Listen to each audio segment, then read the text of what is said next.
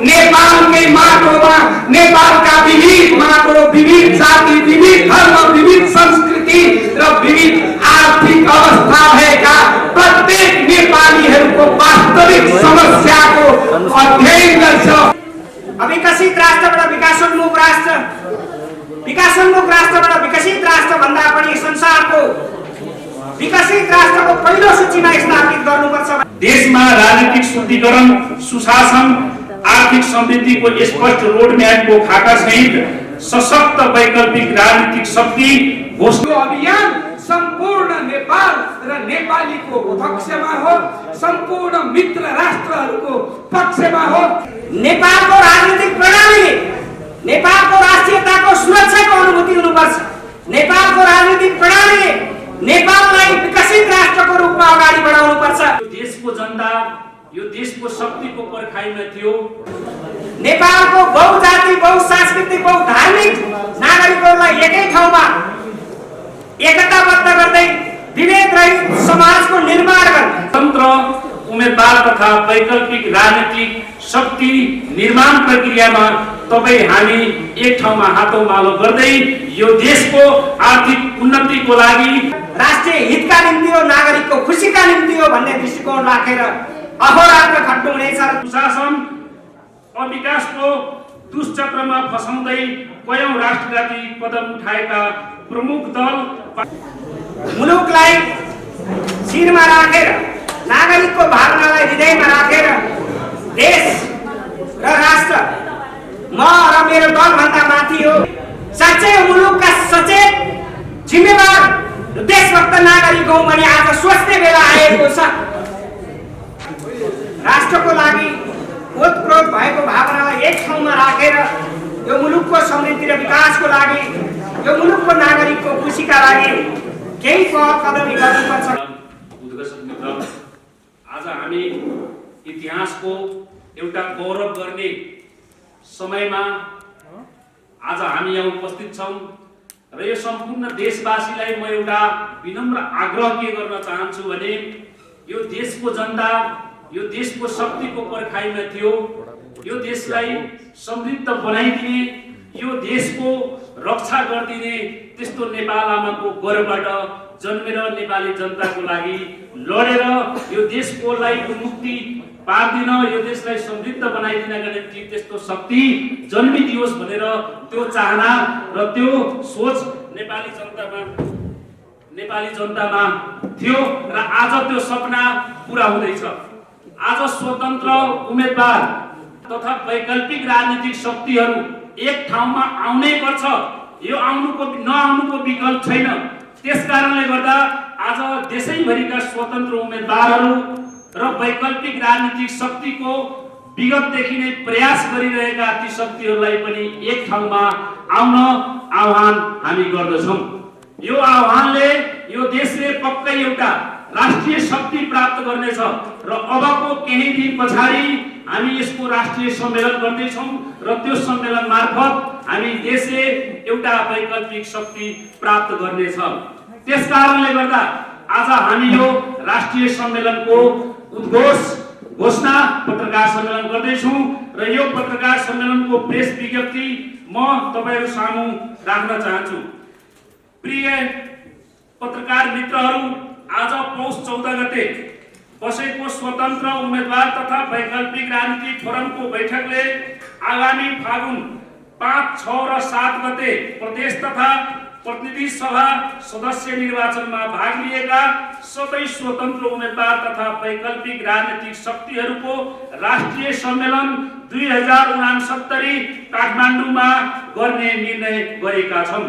स्थानीय तह निर्वाचन र गत मङ्सिर 4 गते सम्पन्न प्रदेश तथा प्रतिनिधि सभा सदस्य निर्वाचन हुँदै हालसम्म देशलाई माया गर्ने विभिन्न स्वतन्त्र तथा वैकल्पिक राजनीतिक पक्षमा रहेका व्यक्ति समूह अभियानहरू बीच प्रदेश केन्द्र हुँदै देशका विभिन्न भागहरूमा झण्डै 82 वटा मिटिङ छलफल अन्तर्क्रिया कार्यक्रमहरू भइसकेको आज पौष 14 गते 83औं कार्यक्रममा हामी पत्रकार सम्मेलन गरेर आगामी बाटो तय गर्ने स्थितिमा आइपुगेका छौं।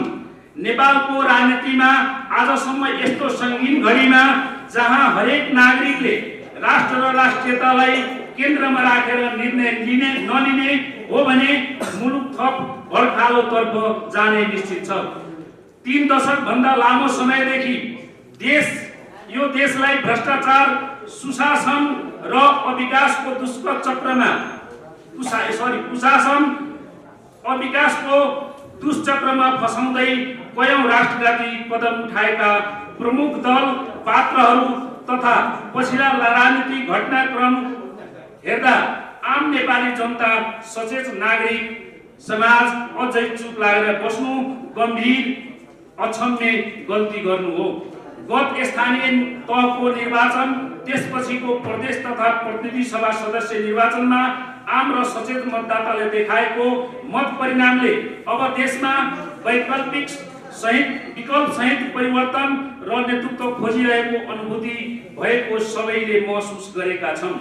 स्थानीय तह निर्वाचन, प्रदेश तथा प्रतिनिधि सभा सदस्य निर्वाचनमा स्वतन्त्र रूपमा उम्मेदवारी दिएका स्वतन्त्र उम्मेदवारहरूले नेपालको राजनीतिमा देखाएको चासो र सहभागिताले देशमा परम्परागत विभिन्न वाद र दर्शनका खोल ओढेका दल र व्यक्तिहरूबाट यो देशको परिवर्तन हुन सक्दैन भन्ने स्पष्ट मेसेज दिइसकेका छन्।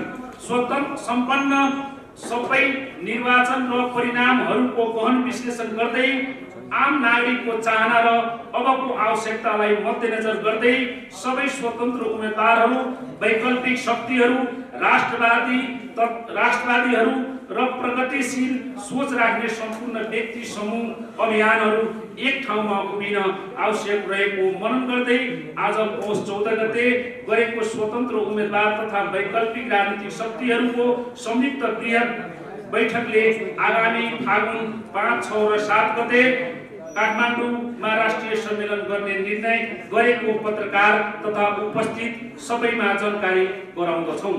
उक्त राष्ट्रिय सम्मेलन मार्फत देशमा राजनीतिक शुद्धिकरण, सुशासन, आर्थिक समृद्धिको स्पष्ट रोडम्यापको खाका सहित सशक्त वैकल्पिक राजनीतिक शक्ति घोषणा समेत गरिनेछ। साथै स्वतन्त्र उम्मेदवार तथा वैकल्पिक राजनीतिक शक्तिहरूको राष्ट्रिय सम्मेलन 2069 सफल पार्नका लागि आवश्यक समिति तथा उपसमितिहरू समेत गठन गरिएको तपाईँ सबैमा जानकारी गराउँदछौँ, जुन यस प्रकार छ। सम्मेलन मूल आयोजक समिति डाक्टर नन्द काभ्री, सचिवालय तथा प्रचार प्रसार समिति डम्बर साहु, अन्तर्राष्ट्रिय समन्वय समिति सुनील प्रसाद शाह स्वयं, आर्थिक व्यवस्थापन समिति नरेश चौलागाई,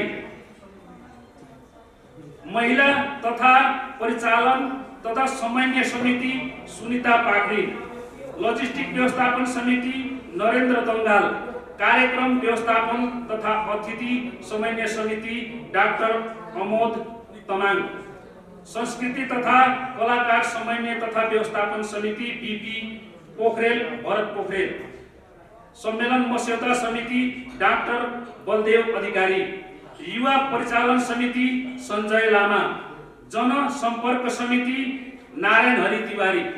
यति भन्दै म सम्पूर्ण देशवासीलाई म एउटा आग्रह के गर्न चाहन्छु भने यो स्वतन्त्र उम्मेदवार तथा वैकल्पिक राजनीतिक शक्ति निर्माण प्रक्रियामा तपाईँ हामी एक ठाउँमा हातौमालो गर्दै यो देशको आर्थिक उन्नतिको लागि, यो हाम्रो आउने भविष्य भावी पुस्ताहरूको लागि एक ठाउँमा आएर यो शक्ति निर्माण गर्न सम्पूर्ण जनतालाई म आह्वान गर्दै यहाँबाट बिदा हुन्छु।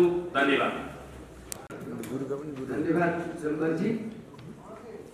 सर्वप्रथम मलाई यो मस्यौदा समितिको संयोजक बनाउनु भएकोमा, यति ठुलो विश्वासका अभिभारा सुम्पिनु भएकोमा यहाँहरू परमात्मा प्रति मेरो सादर प्रणाम गर्दछु। यो अभियान राष्ट्रवादी, प्रगतिशील र लोकतान्त्रिकहरूको संयुक्त अभियान हुनेछ र यो अभियान नेपालका लागि नेपाली, नेपालीका लागि नेपाली सम्पूर्ण नेपाल र नेपालीलाई केन्द्रबिन्दुमा राखेर सञ्चालन गरिने अभियान हुनेछ र यो अभियानले स्थापित दलहरूलाई सही बाटोमा हिँडाउनेछ। हिँडेनन् भने अभियानका अभियन्ताहरू नै गन्तव्यमा पुग्नेछन्। त्यसपछि स्थापित दलको के अवस्था हुन्छ यो चाहिँ उहाँहरूलाई नै सोध्नु भए पनि हुन्छ। यो अभियानले सम्पूर्ण मित्र राष्ट्रहरूसँग यथोचित सम्बन्ध राखेर नेपालकै माटोमा नेपालका विविध माटो, विविध जाति, विविध धर्म, विविध संस्कृति र विविध आर्थिक अवस्था भएका प्रत्येक नेपालीहरूको वास्तविक समस्याको अध्ययन गर्छ, अनुसन्धान गर्छ, विश्लेषण गर्छ र जसले समस्या ल्याउँछ समाधान पनि उसैले दिन्छ। यसकारण यो अभियान कसैको विरुद्धमा होइन, यो अभियान सम्पूर्ण नेपाल र नेपालीको पक्षमा हो, सम्पूर्ण मित्र राष्ट्रहरूको पक्षमा हो। तर मित्र राष्ट्रहरूले अब बुझ्नुपर्छ नेपाललाई सहयोग गर्नुहुन्छ भने निस्वार्थ सहयोग गर्नुहोस्, निस्वार्थ सहयोग गर्नुहोस् र हामी पनि तपाईहरूलाई जो सक्छौं निस्वार्थ सहयोग गर्छौं। त्यही अभियान लिएर हामी अघि बढ्दैछौँ। यहाँहरूले शुभकामना दिनुहोला। धन्यवाद। आज हामीले आम सञ्चार मिडिया मार्फत सम्पूर्ण देशलाई माया गर्ने नेपाली नागरिकहरूलाई अब नेपालमा देशभक्त नागरिकहरू र विशेष गरेर प्रतिनिधि सभा र प्रदेश सभामा चुनावमा प्रतिस्पर्धी स्वतन्त्र उम्मेदवारहरू र नेपालमा पुरानो राजनीतिक दलबाट केही परिवर्तन आएर नयाँ वैकल्पिक राजनीतिको खोजी गरिरहनु भएका विभिन्न समूह र शक्तिहरूलाई एउटै मञ्चमा राखेर राष्ट्रको लागि ओतप्रोत भएको भावनालाई एक ठाउँमा राखेर यो मुलुकको समृद्धि र विकासको लागि, यो मुलुकको नागरिकको खुसीका लागि केही पहल कदमी गर्नुपर्छ भनेर यही 80 साल फागुन 5 र 6, 7 गते काठमाडौँमा संयुक्त राष्ट्रिय सम्मेलन गर्ने सन्दर्भका साथ आयोजित यस पत्रकार सम्मेलनका सम्पूर्ण पत्रकार साथीहरू यहाँहरू सबैमा यथोचित अभिवादन व्यक्त गर्न चाहन्छु, नमस्कार व्यक्त गर्न चाहन्छु। निश्चय नै यो अभियान सम्पन्न गर्नका निमित्त गठन भएको उपसमितिका अन्तर्राष्ट्रिय समन्वय समितिका संयोजक सुनिल प्रसाद शाहजी र यो सिङ्गो सम्मेलन सफल बनाउनका लागि हाम्रो प्रतिबद्धता के हुन्छ, अवधारणा के हुन्छ, वैचारिक, सांस्कृतिक, सामाजिक, राजनीतिक दृष्टिकोण के हुन्छ भन्ने हिसाबले त्यो मस्यौदाको जिम्मेवारी लिनुभएका डाक्टर बलदेव अधिकारीले थुप्रै कुरा राखिसक्नु भएको छ। म त्यतातिर जान चाहन्छु। मुलुकलाई शिरमा राखेर, नागरिकको भावनालाई हृदयमा राखेर देश र राष्ट्र म र मेरो दलभन्दा माथि हो, देश र राष्ट्रको विषयमा नागरिकहरूलाई जागरण सिर्जना गर्नुपर्छ र नेपाललाई अविकसित राष्ट्रबाट विकासोन्मुख राष्ट्र, विकासोन्मुख राष्ट्रबाट विकसित राष्ट्र भन्दा पनि संसारको विकसित राष्ट्रको पहिलो सूचीमा स्थापित गर्नुपर्छ भन्ने मूल मर्मका साथ, मूल लक्ष्य लिएर अब नागरिक स्तरबाट सशक्त दबाव समूह सशक्त भूमिका निर्वाह गर्नुपर्छ भन्ने दृष्टिकोणका साथ जुन सम्मेलन आयोजना गर्न खोजिएको छ, यो सम्मेलन नेपाली नागरिकको मुक्तिका निम्ति, यो सम्मेलन नेपालको राष्ट्रियताको संरक्षणका निम्ति, यो सम्मेलन नेपालको राजनीतिक शुद्धिकरणका निम्ति, यो सम्मेलन नेपालको राजनीतिक स्थायित्व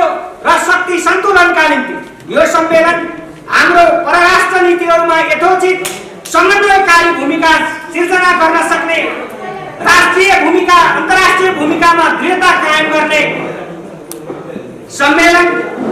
यो सम्मेलन नेपालको बहुजाति, बहुसांस्कृतिक, बहुधार्मिक नागरिकहरूलाई एकै ठाउँमा एकताबद्ध गर्दै विभेद रहित समाजको निर्माण गर्ने, यो सम्मेलन जसले नेपालको अर्थतन्त्रमा आमूल परिवर्तन गरेर नेपालबाट विदेशमा रोजगारका लागि जाने युवाहरूलाई स्वदेशमै रोजगार सिर्जना गर्न सकिन्छ भन्ने दृष्टिकोण बोकेको सम्मेलनको रूपलाई स्थापित गर्नुपर्छ र नयाँ शक्ति निर्माण गर्दै भएका राजनीतिक दलहरूलाई सशक्त दबाव सिर्जना गर्ने र उहाँहरूबाट पुनः मुलुकको सही नेतृत्व भएन भने नेतृत्वको लागि पनि तयार हुने एउटा परिस्थिति सिर्जना गर्न सम्म अझुर दृष्टि राख्नुपर्छ भन्ने मान्यताका साथ हामीले यो सम्मेलनको आयोजना गर्ने जमर्को गरेका छौँ।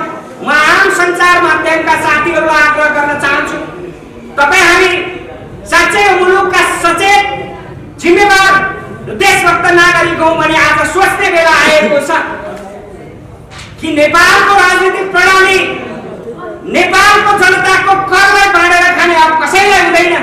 त्यसकारणले नेपालको राजनीतिक प्रणालीले नेपालको राष्ट्रियताको सुरक्षाको अनुभूति हुनुपर्छ। नेपालको राजनीतिक प्रणालीले नेपाललाई विकसित राष्ट्रको रूपमा अगाडि बढाउनुपर्छ। नेपालको राजनीतिक प्रणालीले प्रत्येक नेपालीलाई खुसीका साथ सुरक्षाका साथ अमन चयन गर्न पाउने व्यवस्थाको सिर्जना गर्नुपर्छ। यही दृष्टिकोणबाट हामी लक्षित छौँ। यो दृष्टिकोणमा नेपाललाई पुर्याउनको लागि तमाम नेपाली नागरिकहरूलाई म आम सञ्चार मिडिया मार्फत यो सम्मेलन मूल आयोजक समितिको